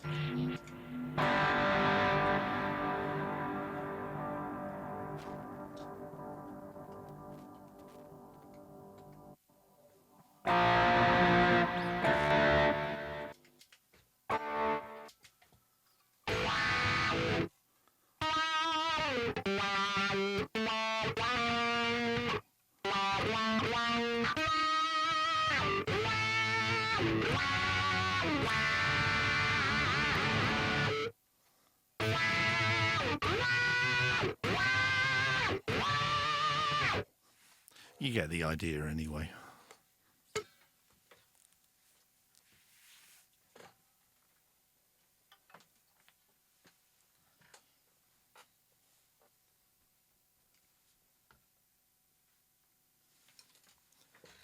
So this floor in here is just an absolute rat's nest of pedals and leads and bits of kit and mains adapters that some of which have withstood the passage of time more than others, but yeah, so I will no doubt have the desk pulled apart in bits in here when I sign off.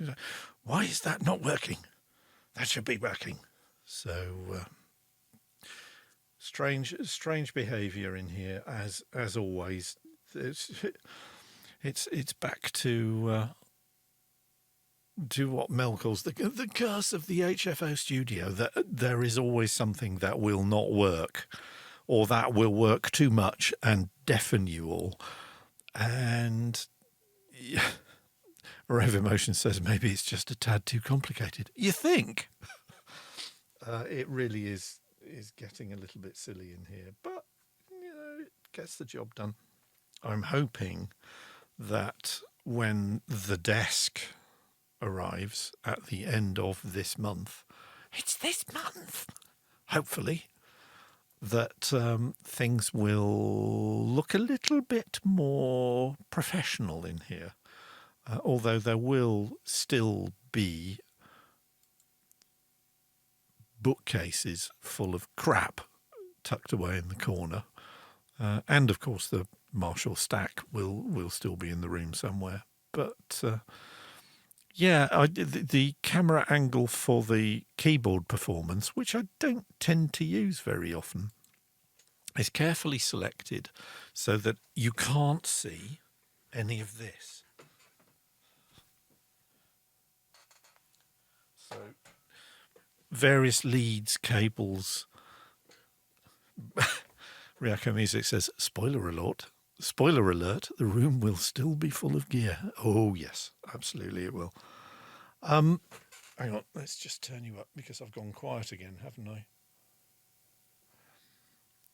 Array of Emotion says, maybe also a good time to see if you can simplify the setup a bit. Simplify? I've got another 2 synthesizers in the back bedroom over there that I haven't got room for over here yet. And the stylophone's got to be on display somewhere. Simplify. And more cameras. Definitely need more cameras because, why stop at a 4-way shot? We can do better than 4-way. I'm sure we can do better than 4-way. I'm turning into a Bond supervillain. This will be my secret lair. And in fact, I have got a track called Secret Lair. And Knight says, do you use DSLRs? Rev Emotion says, oh no, he's gone mad with her. What do you mean gone mad? In answer to your question, Mr. Knights, this camera is a Zoom Q2N 4K, which I originally used to shoot sort of 4K videos of thunderstorms and landscapes and stuff like that, until I realized that a 128 gig micro SD card fills up in 5 minutes when you shoot in 4K. However, like its predecessor, the Zoom Q8, which is that one there, they have a webcam mode.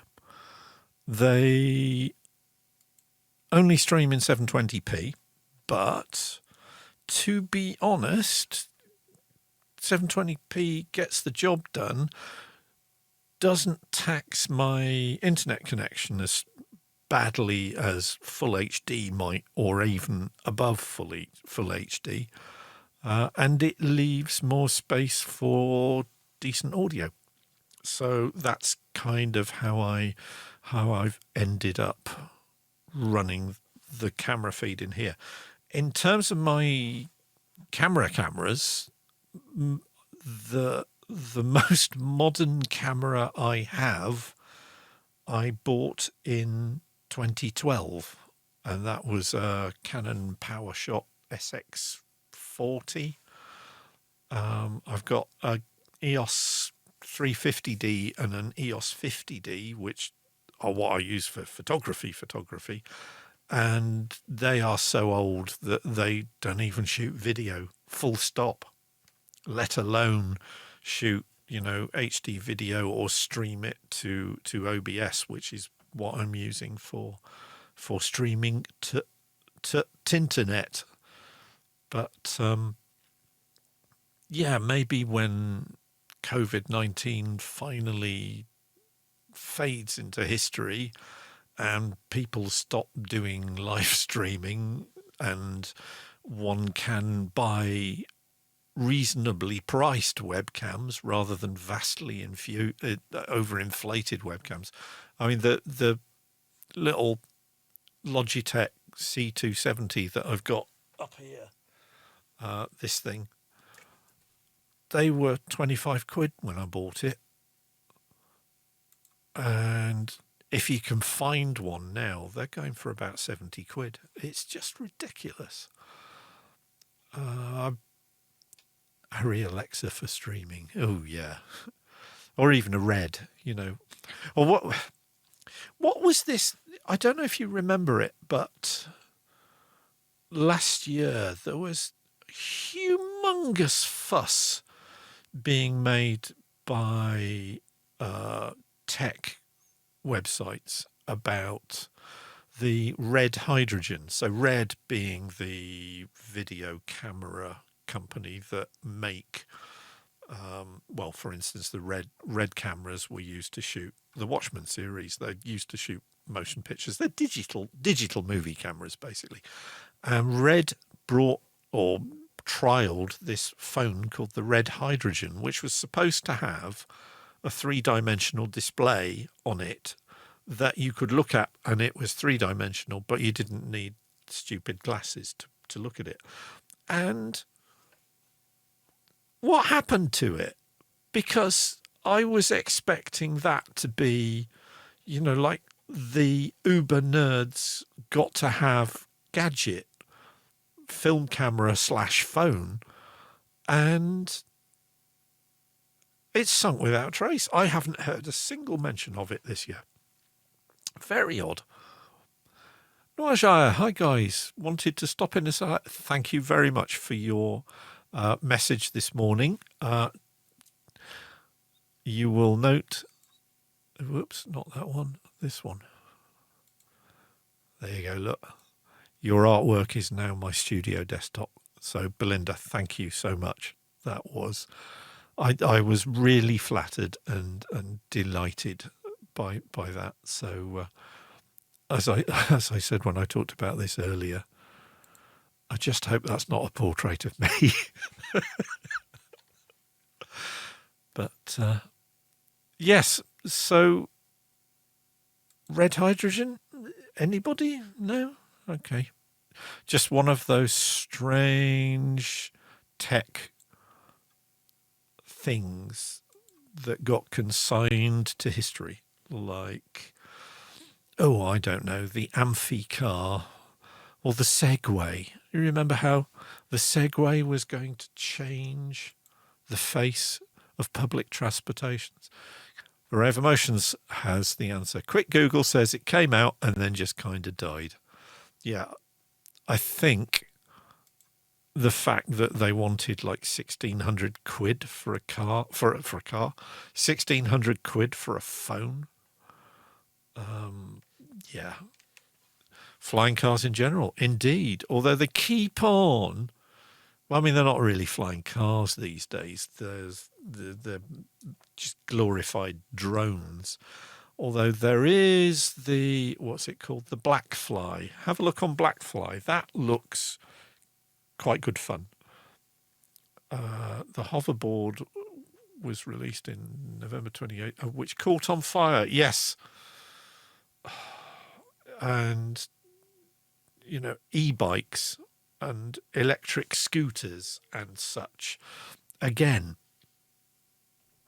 just strange crazes which seize people, but which then pass us by, as opposed to digital recording devices and digital audio workstations. It is your guy, you're angry, you're rolling about after money. Yeah. Was the Segway Musk or was it the other guy? I can't remember. I'm trying to blot it. I don't know if you've visited San Francisco over the last sort of 10 years or so, but you get these herds of Segways just wandering about San Francisco, mowing down pedestrians or disappearing off the edge of Pier 39, sinking or frightening the sea lions. But yeah. Rave Emotion says wasn't Musk, but can't remember who it was. Oh, come on, let's have a look then. It's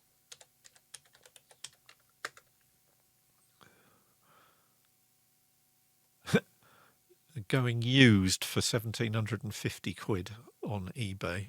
How about that? So Dean Kamen. So right.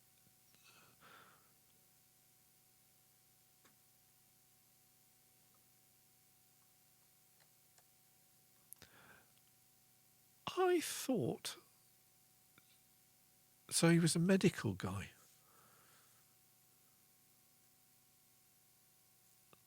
So was it?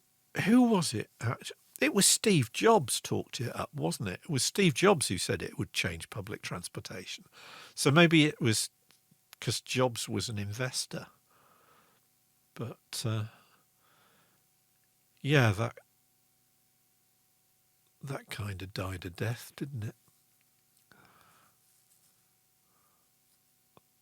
The closest thing we have to things like that is Elon Musk, says M. Knights. Don't think it was Jeff. Yeah, it's interesting. The squirrel,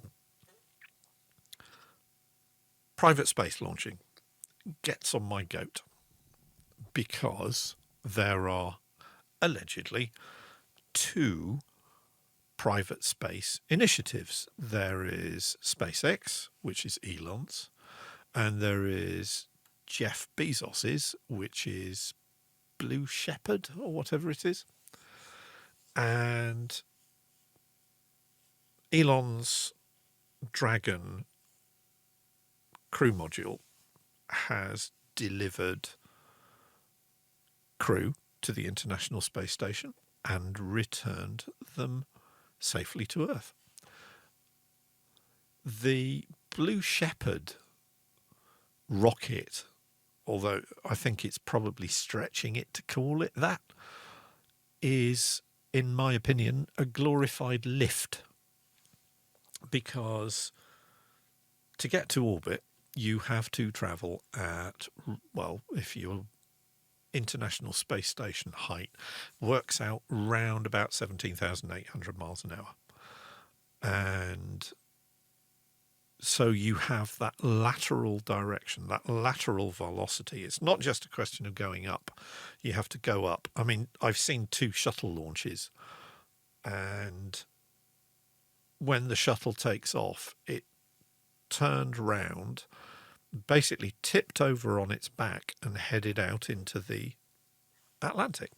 because it's got to be going at 17,800 miles an hour horizontally to catch up with the International Space Station. And it's got to be doing 17,800 miles an hour horizontally to stay in orbit.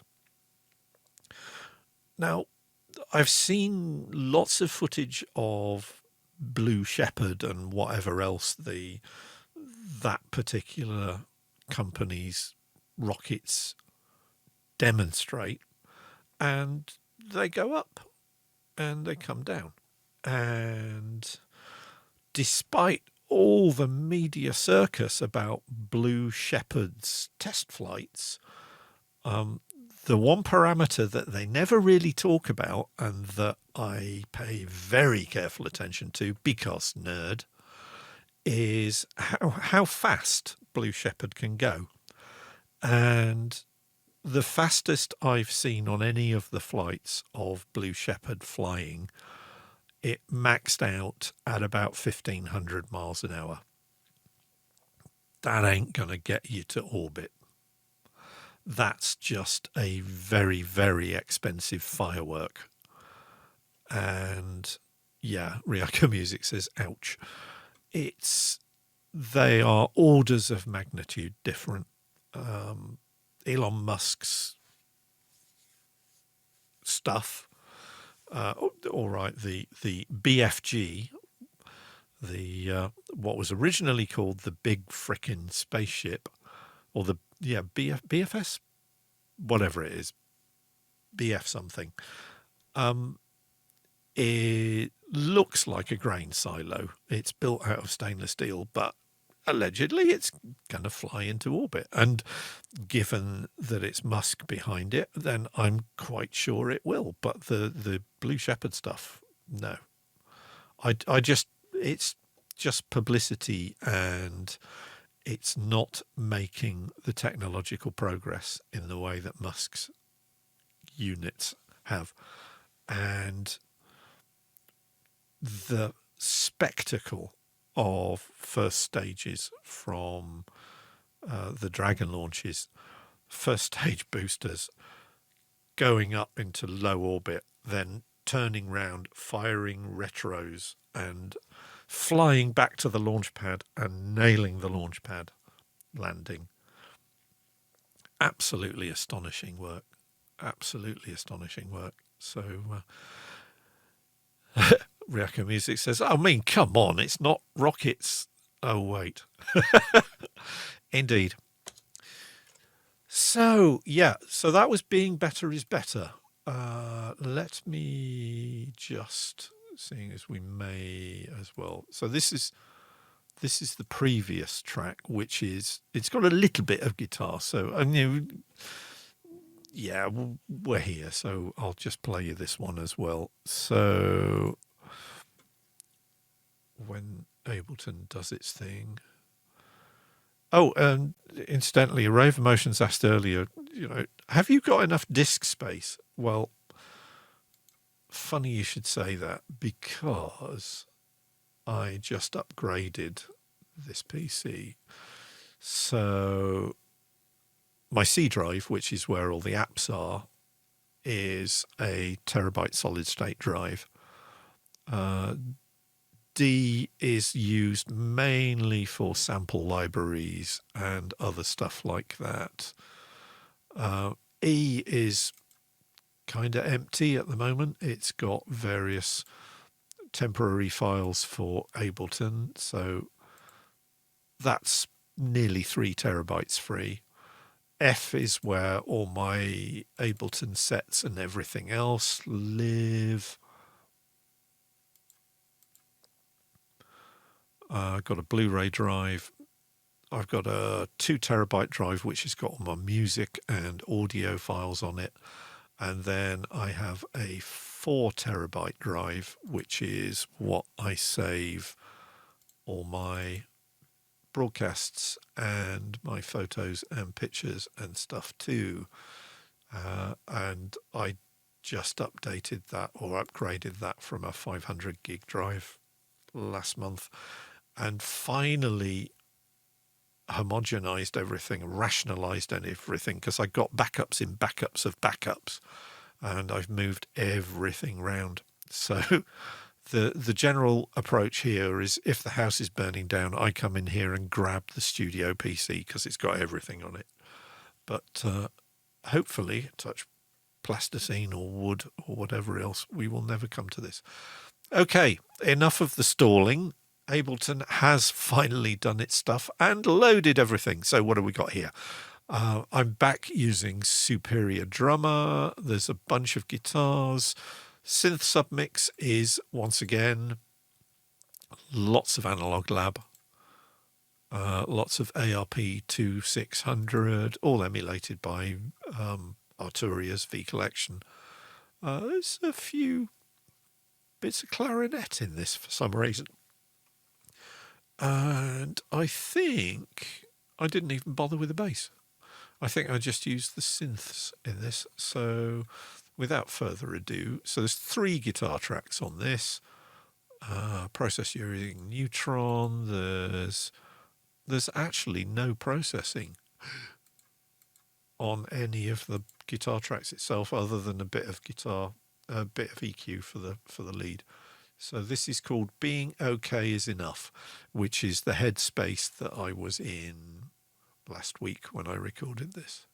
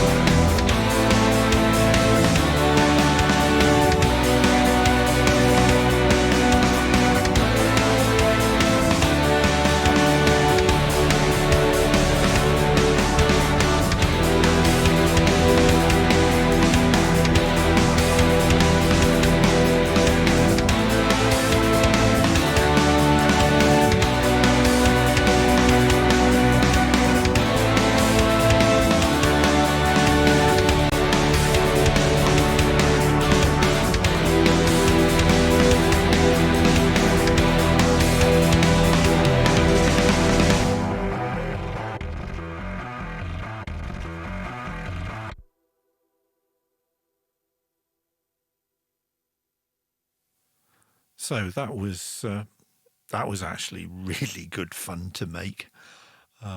Really, really, really aggressive drums on that. Although I'm using Superior Drummer, I tend to use a lot of the... Yes, they updated Superior Drummer, didn't they? So it's not going to work if I open that. But I'm using one of the New York New York expansion packs, New York Volume 1. There's Volume 1, Volume 2, Volume 3. And they're really sort of high energy grooves in them. And given that I was using the Metal Foundry expansion drum kit on this, it just gives it a really vicious drum sound. But the star of this, and that's what got all the comments on chat, is the synth bass, which was the ARP 2600 emulation from the Arturia V collection, but it's this baby, Isotope Trash, or Trash 2. So it's a distortion program on steroids, and it will seriously mess with your tone. So if I solo the ARP Odyssey, the Odyssey's under the bed in the front room. If I solo the ARP 2600 without the trash dropped on it, it sounds okay.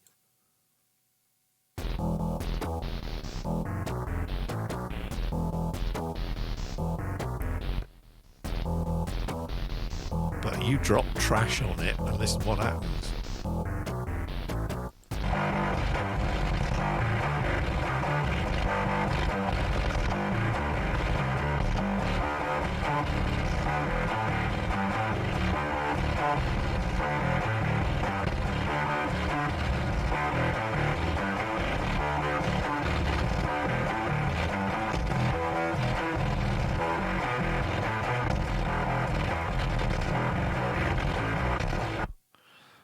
So I have an alternative way of getting that sound, which is basically feeding the desk into that, which is a 100-watt Marshall stack that I've had for about 30 years. But the neighbours would probably have complained by now. So Trash 2 is... It's not a subtle plugin.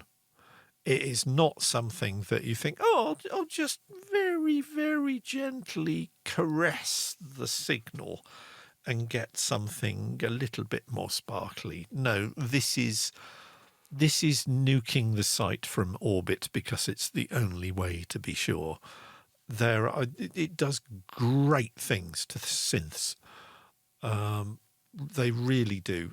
And in fact, that is a tip when you're working with any synths. I mean, even the Oberheim.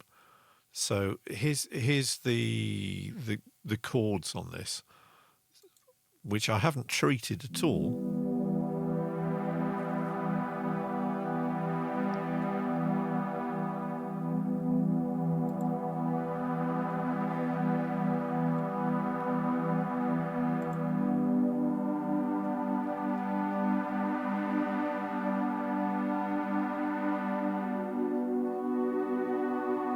So it sounds kind of nice, but somewhere in here, if I can find it, I have a very nice tube saturator plugin.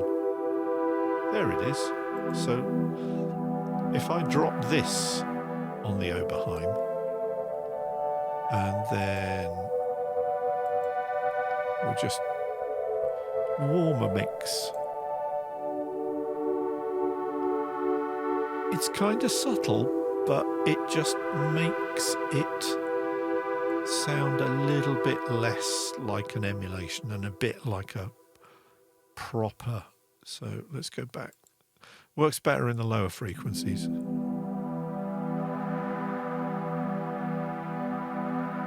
So if I take it off, can you hear how it very subtly thins it out. Put it back in.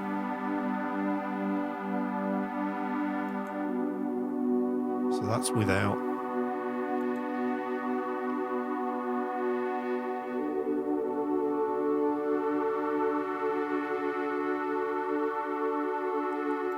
And you can go much less subtle on this. So tube crunch, for instance.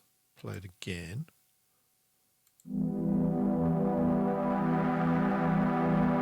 Right, now you can hear it's beginning to break up.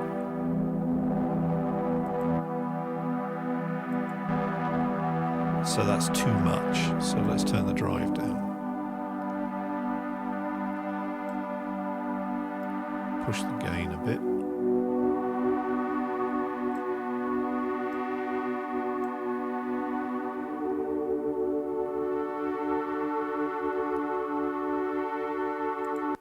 So the point being that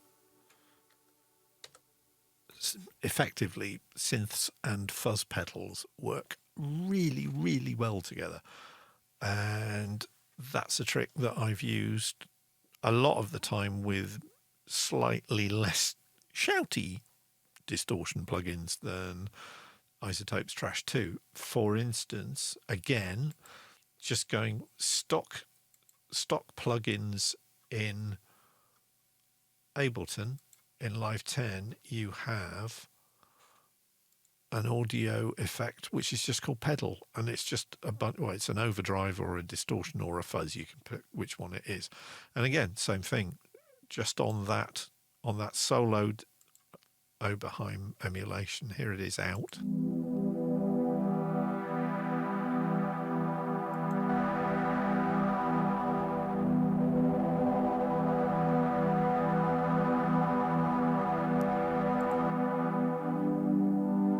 So on something as creamy as that Overheim, that's probably too much. But on the bass, it works really well. So let's get rid of that. And it's funny, that's really luscious and calm, and yet the whole track, or the track as a whole, is a bit shouty. Belinda, thanks for stopping by. Hope you're well. We'll see you guys. See you later. See you guys later, Noirjai says. All right. Cheers. So yeah, a lot of copying and pasting in this. So the clarinets are basically just doubling what the Oberheim is doing, and the Oberheim is doing what the Analog 4 was doing, which I think was probably a Pigments patch.